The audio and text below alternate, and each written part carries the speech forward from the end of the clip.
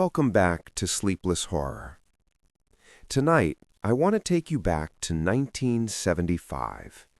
If you were alive then, and many of you watching this were, you may remember when this story first broke in the news.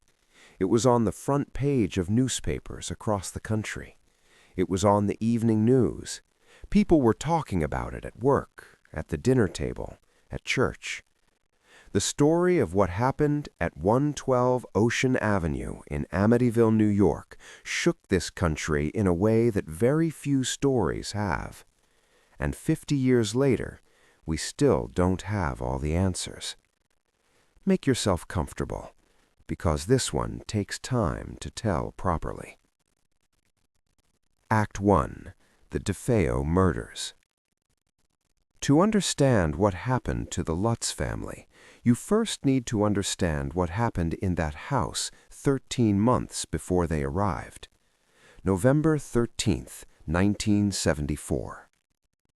Amityville, New York was, and still is, a quiet suburb on the south shore of Long Island. The kind of neighborhood where people knew their neighbors, where children rode bikes in the street, where families sat on their porches in the evening. At 112 Ocean Avenue, the DeFeo family had lived for several years. Ronald DeFeo Jr. was a successful car dealer. His wife Louise kept the house. They had 5 children. By all outward appearances, they were a normal American family. At approximately 3:15 in the morning on November 13th, 1974, something happened inside that house. Ronald DeFeo Jr., who was 23 years old at the time, went from bedroom to bedroom with a .35 caliber Marlin rifle. His father, his mother, his 2 brothers, his 2 sisters, all 6 of them shot in their beds, all of them face down, none of them showing signs of having woken up or attempted to flee. The following afternoon, Ronald DeFeo Jr. walked into a local bar and told people his family had been killed. Police arrived at 112 Ocean Avenue at 6:35 p.m. They found exactly what he had described. DeFeo was arrested, tried, and convicted. He was sentenced to 6 consecutive life terms. The house at 112 Ocean Avenue was put up for sale, and 13 months later, a family named Lutz bought it at a significant discount. They knew about the murders. They bought it anyway. Act 2. The Lutz family moves in. George Lutz was 28 years old. His wife Kathy was 30. They had 3 children from Kathy's previous marriage, Daniel, Christopher, and Melissa. George and Kathy had been married for just 3 months when they purchased 112 Ocean Avenue in December of 1975. The house was large by any standard, 6 bedrooms, 3.5 bathrooms, a boathouse on the water. It had been listed at a price that, for a house of that size in that neighborhood, was remarkably low. George Lutz was a practical man. He was not, by his own account, a particularly religious or superstitious person. He knew the history of the house. He and Kathy discussed it. They decided the history of a house was no reason to pass up a good opportunity. They moved in on December 18th, 1975. Before they moved their belongings in, George and Kathy asked a local priest, Father Ralph Mancuso, to come and bless the house. Father Mancuso agreed. According to Father Mancuso's own account, documented in his personal journal and later shared with investigators, he arrived at the house on a weekday afternoon before the family had fully moved in. He went from room to room. He performed the blessing, and in one of the upstairs bedrooms, he stopped. He later wrote that he heard a voice, clear and distinct, a voice that said, "Get out." Father Mancuso did not tell the Lutz family what he had heard that day. He told himself it was his imagination. He left the house, and the Lutz family moved in. Act 3. The first week. George Lutz was a man who kept a schedule. He woke up every morning at the same time. He ran his land surveying business with precision. He was, by all accounts, not given to flights of fancy. And yet, within the first 3 days of moving in, he began waking up at 3:15 in the morning. Every night. Not roughly 3 o'clock, not around that time. 3:15 a.m. The same time investigators would later note that Ronald DeFeo Jr. was believed to have begun the murders in that house 1 year earlier.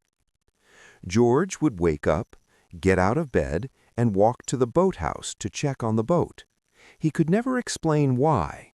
He simply felt compelled, every night, for the entire 28 days the family lived in that house.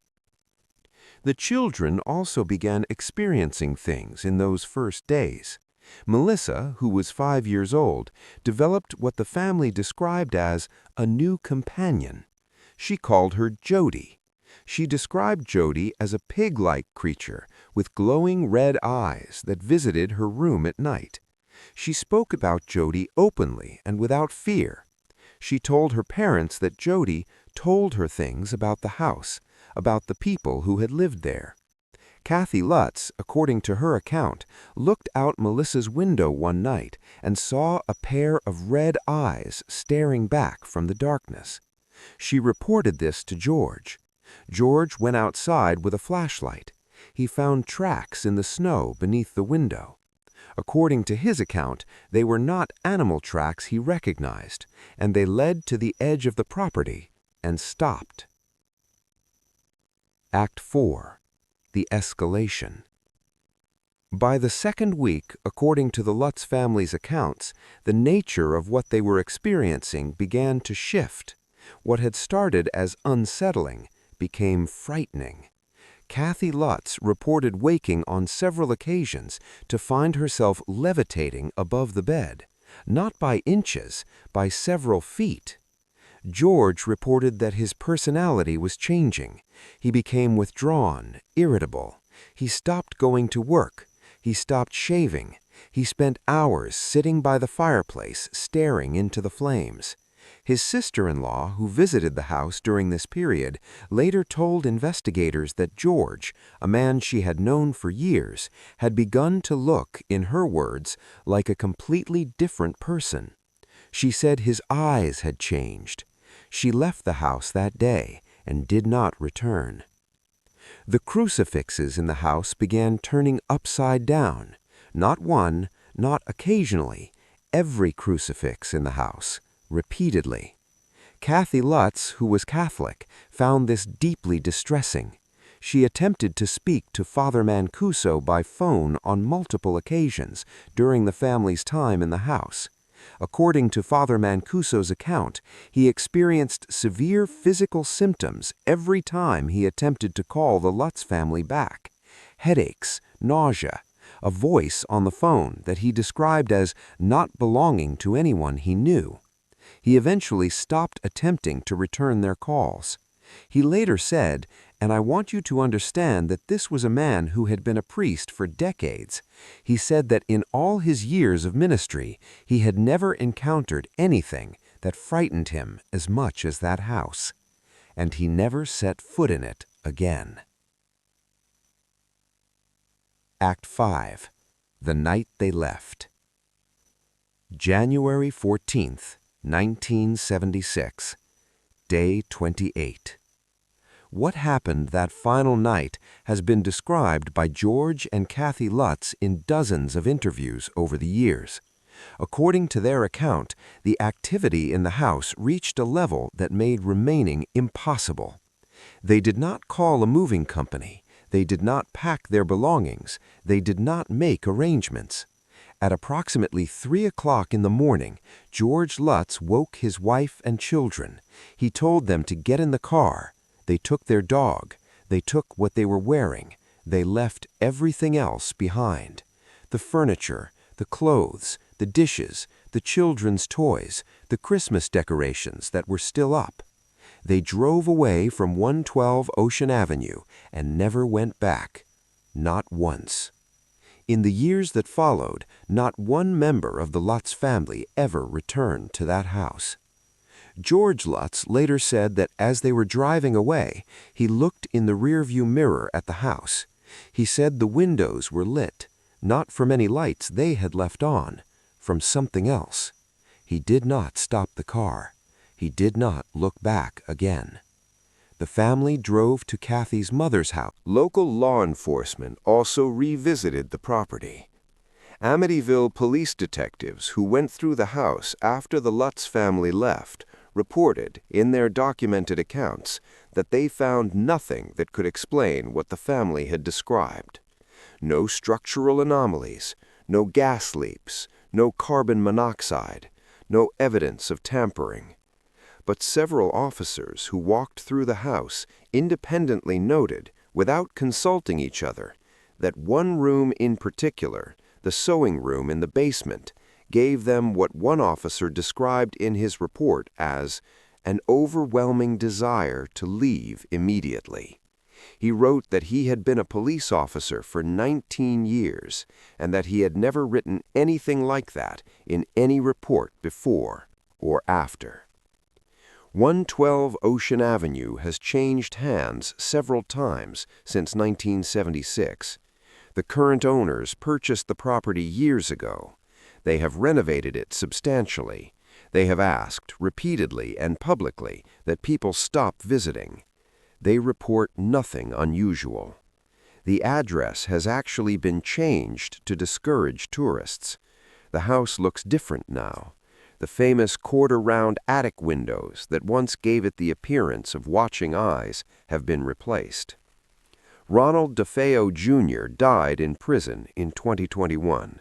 He changed his story multiple times over the decades, at various points claiming the murders were his idea, at others claiming he was not alone.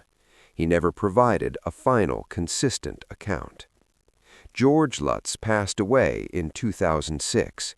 He maintained the truth of his account until the end of his life. Kathy Lutz passed away in 2004. She never recanted a single detail. The 3 Lutz children are adults now, older than their parents were when all of this happened. They do not discuss it publicly, and I think if any of us had lived through what they described, we would understand why.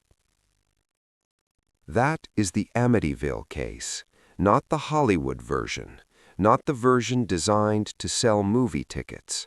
The documented accounts, the police reports, the testimony of a priest, a family, and a team of investigators. Whether you believe what happened in that house was supernatural, or whether you believe there is an explanation we simply haven't found yet, I think we can all agree on one thing.